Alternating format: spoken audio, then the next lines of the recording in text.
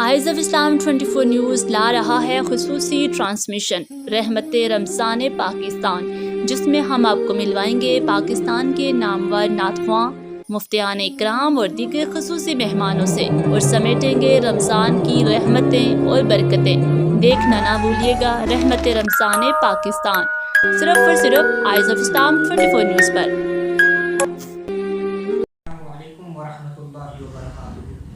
ناظرین، آپ دیکھ رہے ہیں eyes of Islam 24 news channel پر ہونے والا رحمت رمضان پاکستان ٹرانسمیشن۔ رحمت رمضان پاکستان ٹرانسمیشن میں میں ہوں محمد عدنان صابری۔ ناظرین، آج ہمارے ساتھ تشریف فرما ہے عظیم مذہبی اسکالر، میری مراد حافظ پروفیسر محمد رضوان قادری صاحب۔ چلتے ہیں اپنے مہمان مذہبی اسکالر کی طرف۔ السلام علیکم ورحمۃ اللہ وبرکاتہ۔ وعلیکم السلام ورحمۃ اللہ۔ حضور مزاج ٹھیک ہے آپ کی؟ ماشاء اللہ، آپ کی بہت بہت مہربانی کہ آپ نے وقت عنایت فرمایا۔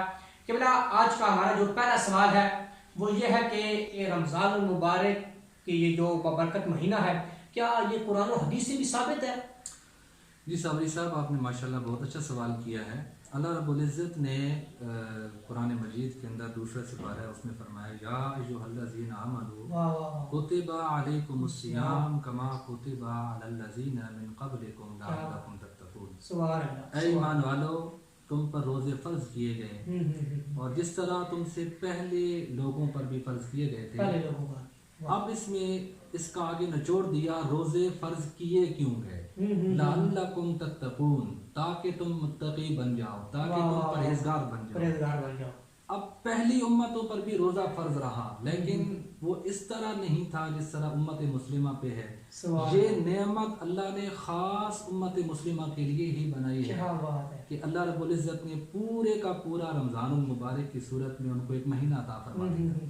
پہلی امتوں پر روزے فرض تھے، وہ خاص ایام میں، خاص دنوں میں، چاند کی تاریخ کے ساتھ، کبھی 2 روزے، کبھی 3 روزے، کبھی 4 روزے، اس طرح فرض تھے۔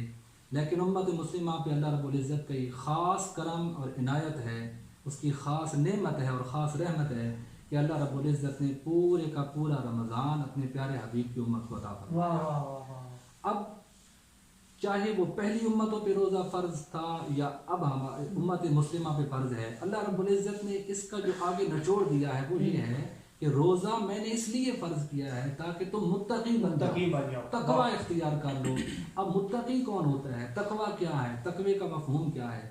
تقوی یہ ہے کہ انسان پرہیز کرے ان تمام کاموں سے، اپنے آپ کو بچا لے ان تمام کاموں سے جس میں اللہ تعالیٰ کا جن کاموں سے اللہ تبارک و تعالیٰ ناراض ہوتے ہیں، یا جن سے رکنے کا اللہ رب العزت نے حکم دیا ہے، یا وہ جو ہمیں انسانی اور نفسانی خواہشات کی طرف ترغیب دلاتے ہیں۔ اب اس میں ایک تو وہ برے افعال ہیں کہ جو انسان کو شیطان کے رستے پر ڈالتے ہیں، اور ان سے رکنا تو فرض ہے، اور روزہ، حالت روزہ یا روزے کا کام نام ہی اسی بات کا ہے۔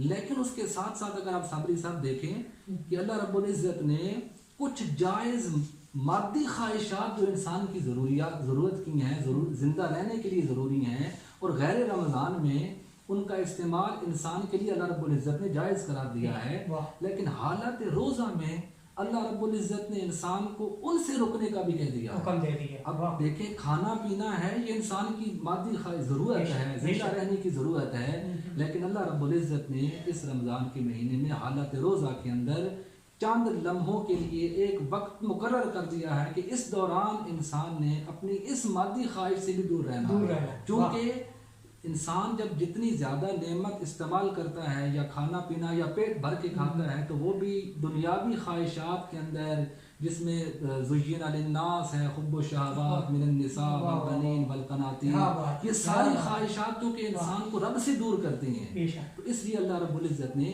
ان جائز خواہشات سے بھی جو غیر رمضان میں جائز ہیں ان سے بھی رکنے کا حکم دے دیا ہے، تاکہ انسان کیا بن جائے؟ متقی بن جائے، تقوی اختیار کر لے اور وہ پرہیزگار بن جائے۔ اب اگر ہم اسی آیت کا مفہوم اپنے پہلے سوال کے معنی کے ساتھ جوڑیں کہ رمضان وہ ہے جو ہمارے پچھلے سال کے جو پچھلے گناہ ہیں ان کو جلا دیتا ہے، ختم کر دیتا ہے، روزہ یہ ہے کہ انسان اپنے ان تمام جائز اور ناجائز جو بھی کام اللہ نے جن کی پابندیاں حالت روزہ میں لگا دی ہیں ان سے رک جاتا ہے، اور جب پچھلے گناہ معاف ہو گئے اور اللہ انسان نے اپنے آپ کو شیطانی رستوں سے روک لیا تو اس طرح وہ متقی اور پرہیزگار بن گیا۔ تو اس آیت سے جو ایک مفہوم روزے کی اہمیت کا یہ واضح ہوتا ہے کہ انسان اپنے اندر جو روحانی جذبہ ہے اللہ رب العزت کی جو روحانیت ہے اس کو پیدا کرنے کی ایک لوٹ سے لگا دیا اللہ رب العزت نے اس رمضان میں۔ اپنے اندر جو انسان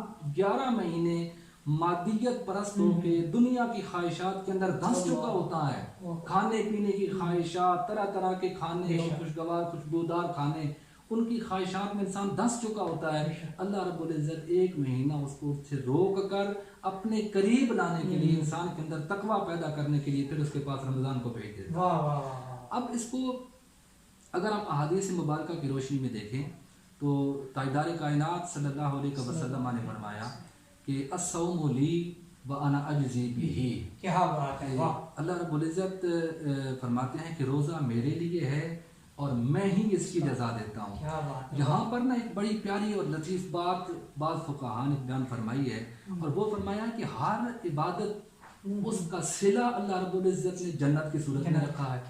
نماز پڑھو گے جنت ملے گی، اور اس طرح باقی عبادات جتنی بھی ہیں وہ جنت ملے گی، لیکن روزہ ایک ایسی عبادت ہے کہ جس کا صلہ اللہ رب العزت نے جنت کی صورت میں تو رکھا ہے کہ اس کو جنت کی اعلیٰ درجوں کے اندر، اور اس کو جو ہے وہ خاص دروازوں سے روزے دار کو داخل کیا جائے گا، لیکن اس کے ساتھ جو سب سے بڑا انعام صابری صاحب اللہ رب العزت نے روزے دار پہ کیا وہ یہ کیا کہ بعض فقہاء لکھتے ہیں کہ الصوم لی وانا اجزی بہ، یہ تو ہے لیکن ایک مقام پر یہ فرمایا کہ الصوم لی وانا اجزا بہ۔ اجزا کا معنی ہم یہ نہیں کریں گے کہ میں اس کی جزا دوں گا، بلکہ اللہ رب العزت فرماتے ہیں کہ روزہ میرے لیے ہے اور میں خود خدا اس کی جزا ہوں۔ یعنی سب سے بڑا انعام جو روزے دار پر اللہ رب العزت نے فرمایا وہ یہ ہے جنت تو ملے گی لیکن روزے دار کے لیے خوشی اس بات کی ہے کہ جس وقت اسے رب کا دیدار نصیب ہو۔ اللہ رب العزت نے فرمایا کہ روزے کی جزا میں خود خدا ہوں۔ اسی طرح وہ ایک اور حدیث مبارکہ پہ حضور علیہ السلام نے فرمایا، اسی کا حوالہ وہاں سے بھی ہمیں ملتا ہے کہ للصائم فرحتان، فرحتہ عند افطارہ وفرحتہ عند لقاء ربہ۔ روزہ دار کے لیے 2 خوشیاں ہیں، پہلی خوشی اسی دنیا میں عطا فرما دی کہ جب وہ سارا دن پیاسا بھوکا رہتا ہے تو شام کو جب اللہ رب العزت کی نعمتیں کھاتا ہے تو اللہ رب العزت اور اپنی مادی خواہش کو پورا کرتا ہے تو اسے ایک خوشی نصیب ہوتی ہے۔ لیکن ان ساری خوشیوں پہ وہ سب سے بڑی خوشی قربان کہ جس وقت اسے روز محشر اللہ رب العزت اپنا دیدار فرماتے ہیں۔ اسی طرح ایک اور مقام پہ تاجدار کائنات نے فرمایا کہ من صام رمضان ایمانا و احتسابا غفر له ما تقدم من ذنبه۔ اب اسی کا جس طرح میں نے اس کا مفہوم بیان کرتے وقت ملا علی قاری رحمۃ اللہ تعالیٰ علیہ کی وہ بات آپ سے عرض کی تھی کہ انسان کے چونکہ رمز کا معنی ہوتا ہے جلا دینا یا ایسی زمین جو اپنے اوپر چیزوں کو جلا دیتی ہے، اسی طرح رمضان پچھلے گناہوں کو، ان کے پچھلے سال کے گناہوں کے کفارے کا سبب بن جاتا ہے رمضان المبارک۔ تو اسی طرح امام الانبیاء صلی اللہ علیہ وسلم نے فرمایا کہ من صام رمضان ایمانا و احتسابا، ایمان کے ساتھ اور احتساب کے ساتھ، صرف کھانا پینا اس سے رک جانے کا نام روزہ نہیں ہے بلکہ احتساب کرے گا اپنے ہر فعل کا، اپنے ہر عمل کا، اپنے ہر کام کا، اپنے صبح شام کا، اور حالت روزہ کے اندر ایک ایک پل کا، ایک ایک چیز کا اپنا احتساب کرے گا تو اس کا جزا اور اس کا صلہ کیا ملے گا؟ امام الانبیاء نے فرمایا کہ غفر لہ ما تقدم من ذنبہ، کہ اس کے پچھلے جتنے گناہ ہیں اللہ رب العزت وہ سارے معاف فرما دیتا۔ یہ ناظرین آپ نے سنا کہ آپ پروفیسر صاحب ہمیں رمضان المبارک کے حوالے سے اہم باتیں آگاہ کر رہے تھے۔ اب یہ ہماری بات ہے کہ ہم نے ان کی باتوں کو سمجھنا ہے یا چھوڑ دینا ہے۔ ہمارے ٹرانسمیشن دیکھنے والوں سے گزارش ہے کہ اگر آپ دیکھ رہے ہیں، اگر آپ کا کوئی بھی سوال ہے آپ کمنٹ کر سکتے ہیں، تو نیکسٹ ویڈیو میں آپ کو اس کا جواب ضرور ملے گا۔ دیکھنا مت بھولیے گا آئیز آف اسلام 24 نیوز پر ہونے والا رحمت رمضان ٹرانسمیشن محمد عدنان صابری کے ساتھ۔ اللہ حافظ۔